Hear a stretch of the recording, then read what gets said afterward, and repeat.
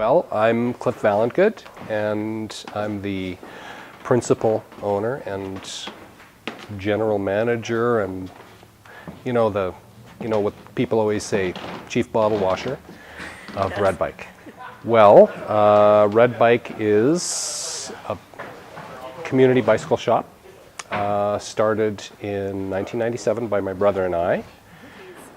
I would say that there's kind of a central theme running through a lot of, if not all of what we sell. Even when a bike is clearly something that has really strong recreational appeal, there's an element of utility running underneath it all. We want bikes to be useful for a person to use as transportation, as well as bikes that are really fun and bikes that you can love. So that's a huge kind of central theme, and a lot of the other stuff that's peripheral to it plays off of that. So we sell lots of bags, because when you use a bike as a car, you need to haul stuff. We sell tons of racks. We sell baskets. So, as well, a lot of those things can either be purely utilitarian or have an element of style, like the bikes do. So yeah, we want bikes to be a central part of your lifestyle, and not just a thing that you dust off 4 times a summer to go for a ride for 20 minutes in the river valley. Yeah, that I have, I think, 6 bikes in my garage at the moment. And it always hovers kind of around that 4 to 7 range, because there's just so many styles of bikes and so much great stuff out there. It's pretty hard to nail it down. Interestingly, during the Jazz City Jazz Festival one year, there was some guys playing here when it was Blackbird Music. And I don't know if you remember when this was Blackbird Music. So, fantastic music, but I was very, very struck by the space. And it really kind of stuck in my mind, just this room. And then I heard that Blackbird Music was planning to move. So and this just happened to coincide, of course, with my brother deciding that he was going to, employ me, I guess, as a way of thinking of it. And this was the spot that I wanted. We looked at other places all over the city, and I was consistently coming back to this and consistently insistent that this would be the spot. It turned out to be a good decision. It's the best spot in town. I couldn't imagine putting a bike shop anywhere else. Yeah. This is the center of the bicycle commuter universe of Edmonton. Absolutely.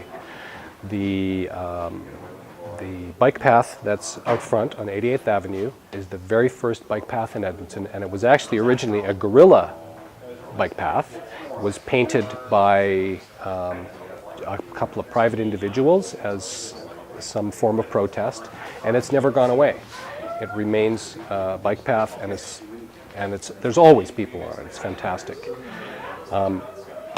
It really came home to me one day how central this spot is when I was on the corner. It was on a Friday afternoon, probably 4:30 in the afternoon, and I was on the corner headed to the mailbox or something like that. And there were people on bikes coming from and going to every one of the 5 directions that we have at that corner. Off the bridge, on the bridge, onto and off of Saskatchewan Drive. It was amazing. Like, just at that moment, they were going everywhere. So I realized that, yeah, this is the nexus, really. I mean, we have this solid core of people, as I said, that have been coming here since we first opened. My very, very first customer to spend money in the store is still here very regularly. I have this solid core of people that come and visit every day.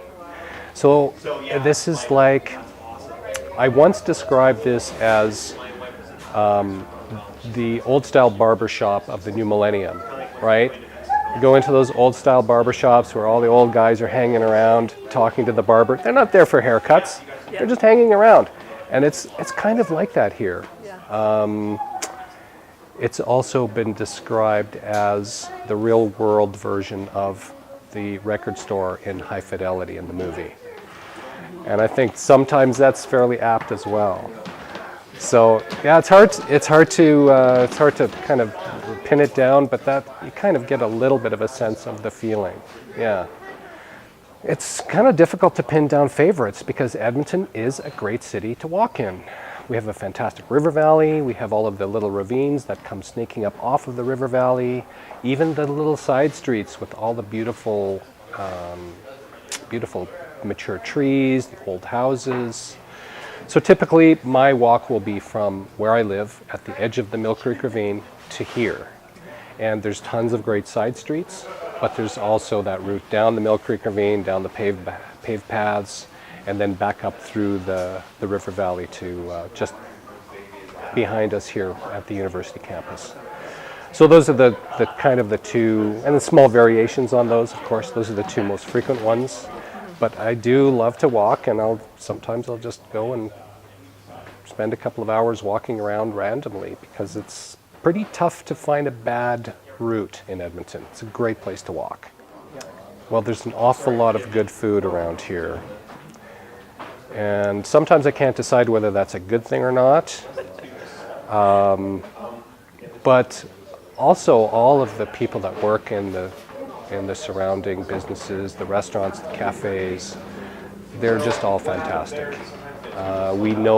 We personally know a lot of the owners, we personally know a lot of the employees.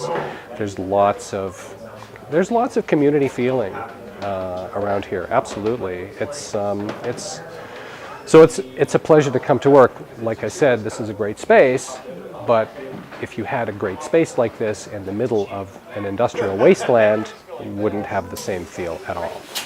So very definitely what it is important, but where it is crucial as well.